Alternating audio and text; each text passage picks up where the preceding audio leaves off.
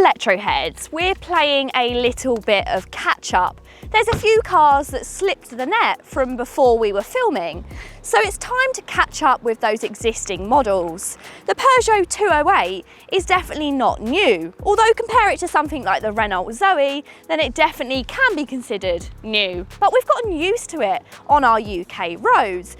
These little babies are everywhere, and I think they're more relevant now than they've ever been before, due to some recent battery upgrades. Hi Electroheads, I'm Tish and welcome back to another car review by me. In today's video, we're going to be taking a closer look at the Peugeot e-208 and finding out about those battery changes and if it's made a difference to the existing model. So if that sounds good, then please keep watching. And if you like electric mobility news and content, then definitely make sure you're subscribed to Electroheads to never miss a video from us. Order a new e-208 now and it will receive the latest technological developments and will see the range increase to 225 miles on the WLTP combined cycle as a result of a number of efficiency improvements. An interior humidity sensor located at the top of the windscreen. The efficiency of the heat pump has improved and together heat and cool the interior more efficiently, resulting in an improved electric range. A mechanical development also sees the introduction of a new gearbox ratio,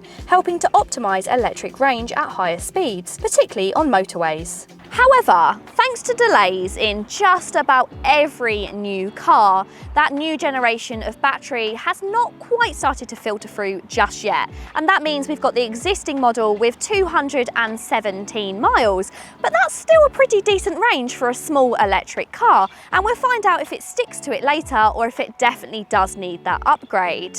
Unlike its brother, the Corsa E, which I think has slightly started to date, the Peugeot 208 has stuck to those sharp looks and it looks just as fresh today as it did when it was released from the factory. Unlike some manufacturers like Volkswagen and Renault, who have chosen to have standalone models for their electric cars with the ID.3 and the Renault Zoe, Peugeot have taken more of a familiar approach. The e-208 shares the same exterior styling and interior styling as you have with the standard combustion cars, but that's not at all a bad thing.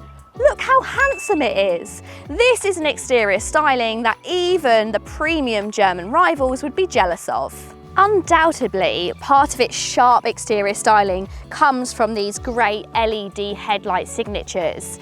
They have that lion slash, which is so classic to Peugeot. There is just a few ways to tell that this is the electric model. The front grille is blue tipped, and also the little Peugeot badge is blue in hue. And it's really lovely how it moves and changes colour in the light. There's just a few other E-badges down the side that also let you know this is the electric one. Peugeot have actually recently ditched their entry-level version of the e-208 due to it not selling in particularly large numbers. So now the Active Premium is the entry level, but that does mean it comes with alloy wheels as standard, but it will set you back just over £30,000.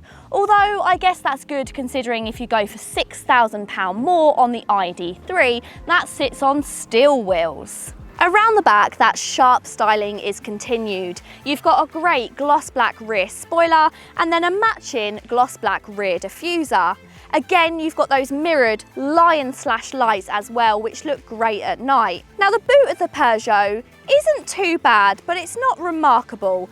Inside here, you'll get 311 litres of space. Now that's quite a lot more than you'll get on the Mini Electric or you get on the Fiat 500e. But if you needed more space still, then you'd have to opt for the slightly larger ID.3. But of course, that's going to set you back just a bit more money. Now, whilst the boot space is pretty good for this class of car, I do have some issues around its usability, and that's because of the lack of a false boot floor. This means that there's quite a high loading lip into the Peugeot's boot. It also means there's nowhere to put your cables. Now, Peugeot do give you a pretty fancy cable bag so that you can tidy them away, but regardless, they're always going to be on show.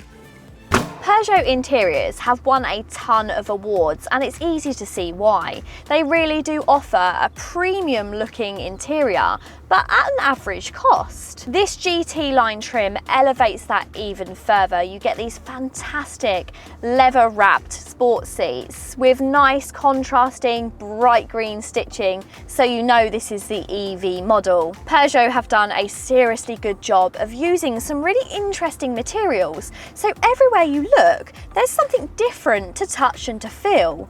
Like the centre console, which is finished in gloss black. You've got these heavy weighted piano keys with the chrome detailing, and then this part of the dashboard, which curves inward, is actually in a carbon effect.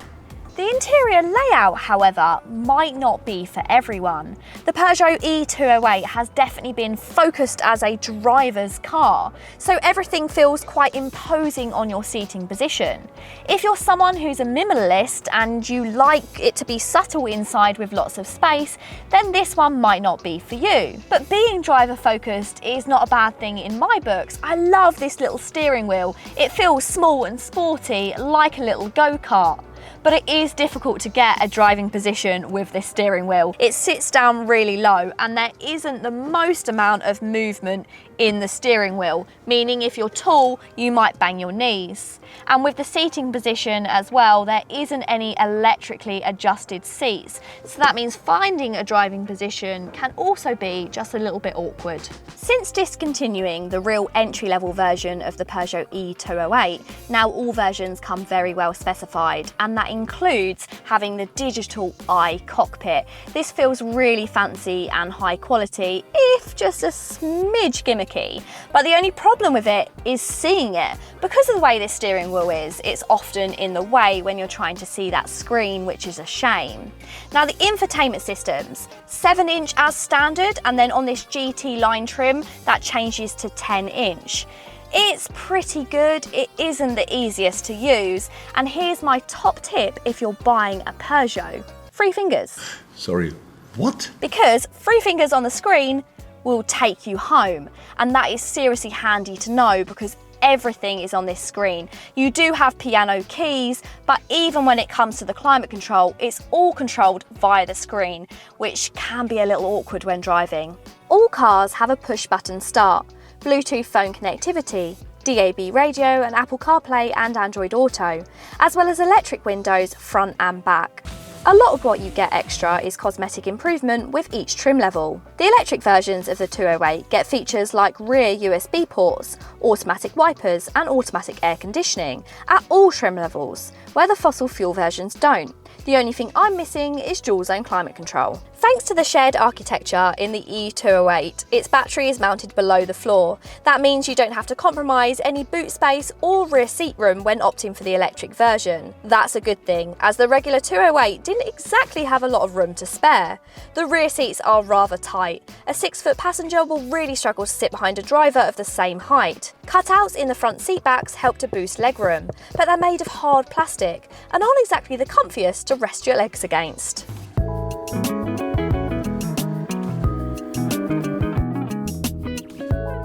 The Peugeot, just like its brother, the Vauxhall Corsa E, is powered by a 50 kilowatt-hour battery, and together with a 100 kilowatt motor, it produces 136 brake horsepower, which is delivered through a single clutch automatic gearbox, just like we expect from an EV. Just like all EVs, this delivers 260 Nm of torque, all at once to give you a sharp burst of power. 0 to 62 has been proven to take under 8 seconds, and though we've been spoiled by the likes of Tesla with their sub 5-second readings, that's still pretty impressive. In fact, it matches the sprint of the old 205 GTI, so it's in hot hatch territory, and it's considerably faster than the combustion engine car. And despite the fact that this car actually weighs 500 kilos, more than the combustion version, it still handles incredibly well. In fact, if you put aside the rear-wheel drive Mini Electric and the Honda E, this has got to be one of the sweetest handling front-wheel drive Super Mini Electrics. It loves tackling a B-road, and a lot more than its counterparts from Stellantis. It really does handle the corners well, and body roll is kept to a minimum. And I also think because of this little steering wheel, it does make it feel like a little go-kart.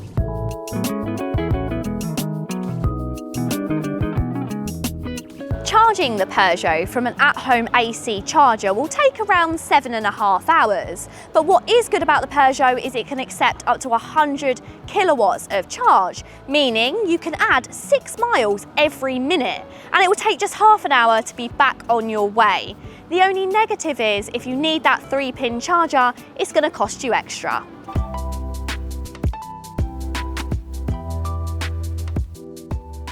On a nice sunny day like today on the back roads, the Peugeot e-208 actually holds its range prediction pretty well. It's almost spot on, but it does have an Achilles heel, and it's the same one shared with a lot of EVs, and that is the motorway. As soon as you take the e-208 out onto the motorway and you start to go at speeds above 60 miles per hour, you can expect to see that range really start to deplete.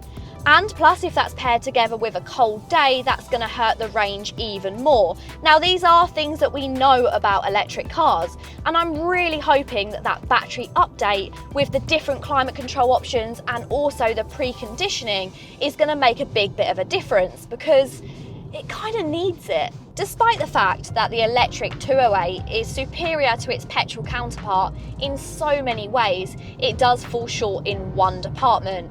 Despite sitting on a brand new suspension setup exclusively for the EV to allow for that added weight, it still does tend to be quite crashy over potholes, and you do have to take it just a little bit easier than you would in the petrol model. The Peugeot does have a regenerative braking mode, and it can be accessed by tipping the gear lever back once more from D to put it into B. Now, it does have to be noted, this isn't a one-pedal drive, it's not like the Nissan Leaf. As you come off of the accelerator, it will gently brake, but it won't bring you to a complete stop. But it is just enough to put a bit of energy back into the battery. Likely there's people out there which are waiting to bite the bullet on cars like the Peugeot e-208 in anticipation of these cars which are going to be sub £20,000 like some manufacturers have promised us. But more and more we're not becoming confident in the fact that that's going to happen. Take the Cat for example. That was supposed to be released between £20,000 and £25,000, but the latest model is going to set you back £30,000. Plus, it charges slower and it doesn't go as far as the Peugeot e-208. So should you just bite the bullet and go for it now? I'm not sure. Let us know. Would you go for the e-208, or is there something you're waiting for? Pop it in the comments down below. If you have enjoyed this video today, please go ahead and give it a big thumbs up. And if you want to see more electric car news and electric mobility news, make sure you're subscribed. See you later, guys.